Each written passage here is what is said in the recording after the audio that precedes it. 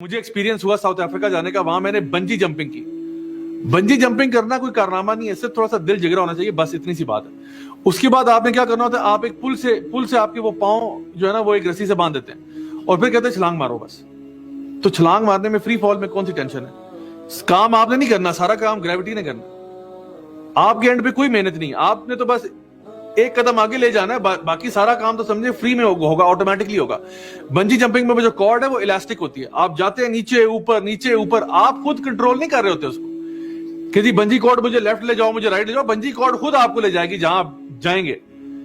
तो इंसान गुनाहों की तरफ भी ना कभी कभार बंजी जंप कर देता है, एक गुनाह की तरफ जाता है, उसके लिए बाकी गुनाह करना आसान हो जाते हैं। एक रोलर इफेक्ट क्रिएट होता है कि आप एक के बाद दूसरा, दूसरे के बाद तीसरा। सो मेरी एडवाइस आपको ये है कि जब भी आपको ऐसा लगे कि मैं एक साइकिल ऑफ सिन में पड़ गया हूं, यानी आपने एक गुनाह किया, फिर आपने दूसरा किया, फिर आपने तीसरा किया, गुनाह ही नहीं छूट रहे, फौरन से कोई नेकी वाला काम कर, फौरन से, बेस्ड अपॉन दीज आयात।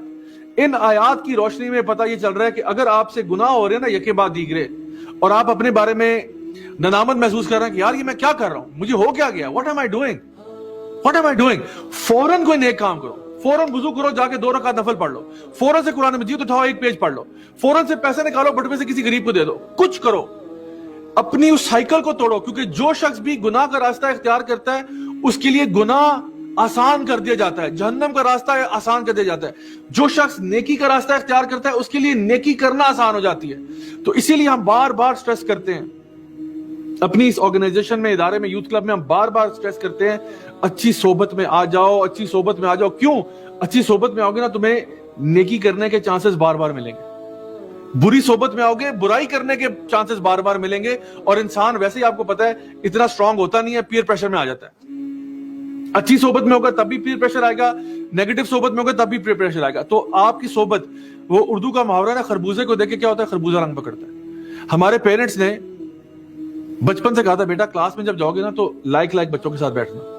वो और बात है, हम नहीं बैठे फिर नालायक हो गए। तो लेकिन वो क्यों कहते थे कि बेटा लाइक बच्चों के साथ बैठना? इसलिए कि शायद थोड़ा सा लाइकी तुम्हारे अंदर भी आ जाए। तो अपने हालात को बदलना ये हमारे ऊपर है।